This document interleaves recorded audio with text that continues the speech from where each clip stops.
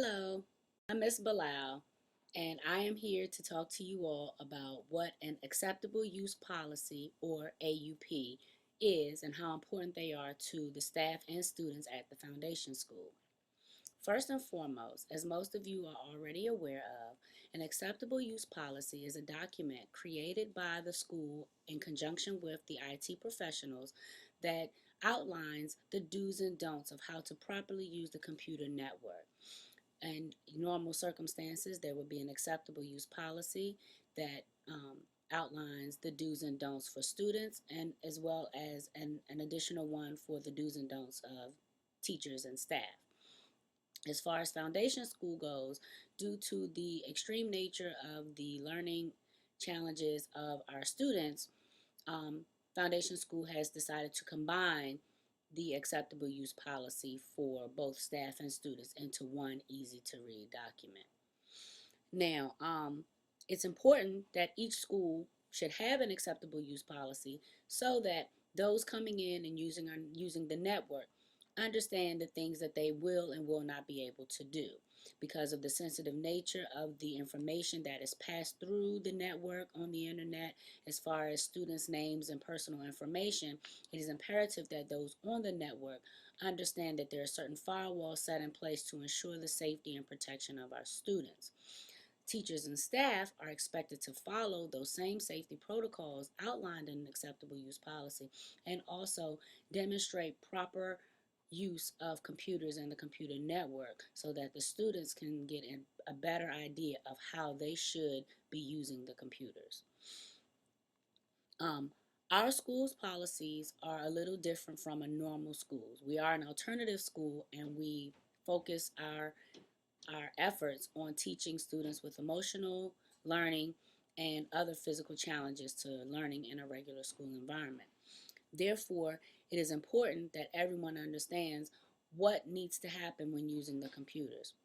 First and foremost, every staff knows that the acceptable use policy can be located in their staff orientation binder, which is handed out to you at the beginning of orientation, at the beginning of the school year, or if you are a newly hired person in the middle of the year, you are given a handbook. And in that handbook, you will be able to find the acceptable use policy. Um, there's also meetings that are held throughout the year that provide staff with overviews or any changes that have been made to the policy. As far as acceptable use being passed out to students and parents, because our network is not open to the public, there's no need for the students, for the AUP to be made available to parents, because parents do not have access to our network and do not use our computers. For um, the students are given the basic guidelines on how to properly use a computer. They are informed that there's to be no eating or drinking in the computer lab, and that there are firewalls set in place to prevent them from accessing inappropriate content. While there are some students that are savvy enough to break through the firewall, it is the teacher or staff's responsibility to constantly monitor students while they are on the internet. Um, there are things put in place to assist teachers with that. For example, several teachers that consistently use the netbooks or the computer labs are equipped with a program called LAN School. And LAN School allows teachers to remotely control their students' computers while they're on them, and it also allows teachers and staff to be able to limit the access of each student's computer based on what they need to be on the computer for. For example, if you have students and they need to be researching using a particular website, then a teacher can use LAN School to block all other websites except for the one that the students need to be using. And that way, students are only allowed to access that one website that is available to them and nothing else. This particular software is very helpful to teachers who have to monitor the usage of several students at one time. It allows the teacher to be able to stay in a central location and still see the screens of all of the students to ensure that they are also abiding by the acceptable use policies. What I'm going to do is go over right now on some of the things that the students are made aware of as far as what they are not able to do according to the acceptable use policies. Students are never allowed to use staff computers. They're never allowed to use the computers once they're logged on by staff, use a staff's login, or anything of that nature. That's in order to protect sensitive information of other students that could be accessed should a student use a teacher or staff's computer. Also, students are not allowed to stream music or videos while they're on the computer.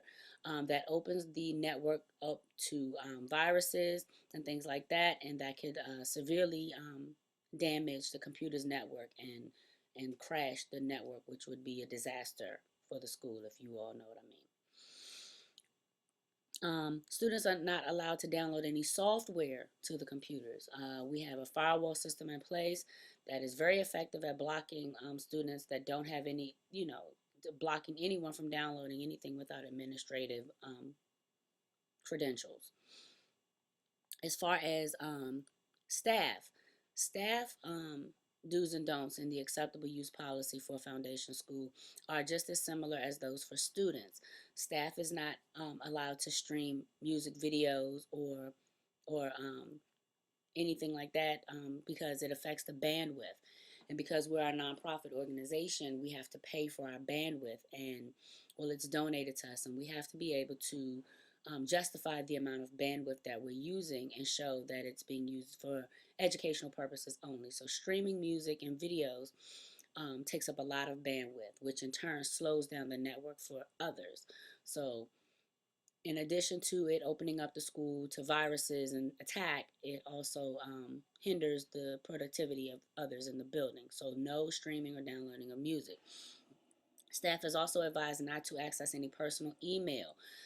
As we all know, our students are dealing with a lot of issues and are prone to make bad decisions. And if they get a hold of anything of your personal information, there's no telling what they may or may be able to do with that information. So please, staff is advised not to use any personal email. In addition to the acceptable use policy being located in the staff orientation binder, a suggestion would also be to make the acceptable use policy available on the share drive that all staff and teachers have access to. This way, in case there's an issue or a question about the acceptable use policy, instead of having to go looking for your huge orientation binder, you should be able to go to the staff and school share drive and pull the acceptable use policy and have it, on hand whenever you need it. This is a suggestion that I think the tech department should think of doing, placing it there, or maybe placing it in Google Docs, since we are now a Google Drive school, placing the acceptable use policy on the Google Share Drive so that it is available for everyone, even the students, to see. So there's no guesswork in what they are allowed and not allowed to do. For teachers, the biggest thing that you can do to ensure that everyone is following the AUP that's in place is to use Land School. Make sure that you are familiar with Land School and you're able to monitor your students and steer them in the right direction while they're on the internet. For your lower school teachers that teach the younger grades, the K through 6s or K through 8s, you all probably don't have as much security work or following up to do with your students, as they're really just learning how to use the computer and access things such as word processors. But for the high school students, where the students are very keen on accessing music videos or using social networks, it is very important that you all stay on top of them and keep them focused on their work.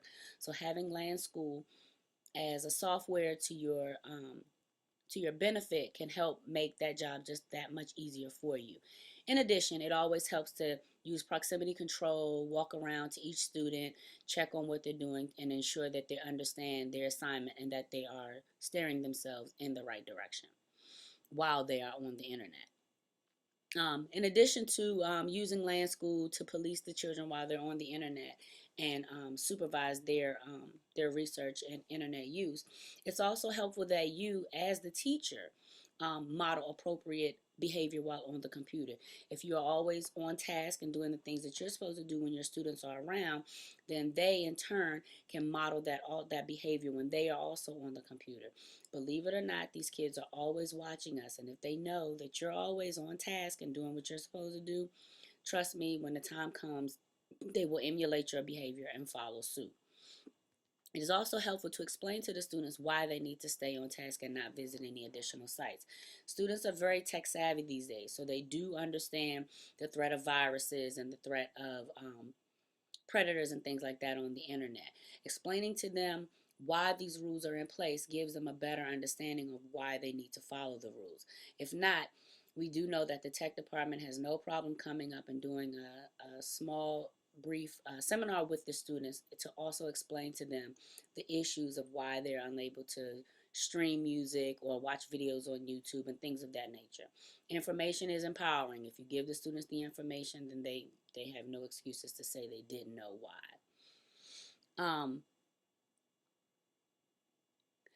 As far as research, our tech department has done a fantastic job of creating an all-encompassing acceptable use policy for students and teachers. In addition to uh, the acceptable use policy, I do know that the technology department has taken heed from a lot of feedback from other staff of making the policy more user friendly and easier to understand. So a lot of technical jargon has been taken out and replaced with very simple do's and don'ts. And the only thing that would need to be added is just information on what could happen if the acceptable use policy is not followed. In addition to that, I've also located several other websites that provide information as to the importance of using acceptable use policies.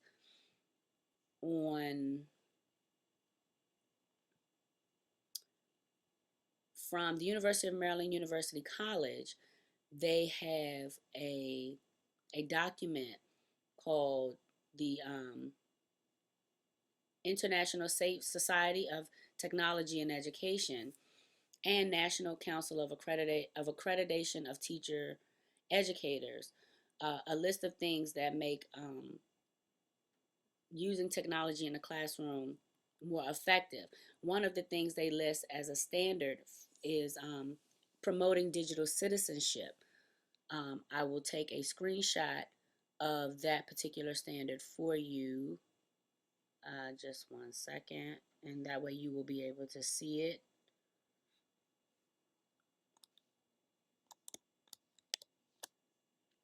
And it basically gives a guideline of how one should model and promote digital citizenship. As also noted in modeling appropriate behavior is probably the #1 way to ensure that students are also modeling the appropriate behavior. In addition, there's a website document located on the internet that describes the importance of having acceptable use policies in place, especially with dealing with students. This information is put in place by BECTA, which is actually an Australian-based document. However, it does focus on the universal aspects of protecting children on the internet and using acceptable use policies in which to do so. I will also give you a screenshot of this particular document and its important information as to why you having an acceptable use policy can help establish and reinforce responsible behaviors for students when they are online as well. So, with that being said, I would like to thank you all for taking the time to look at my presentation, and please feel free to forward any questions to me via email, and we will definitely talk later if you have any other questions. Thank you. Have a great day.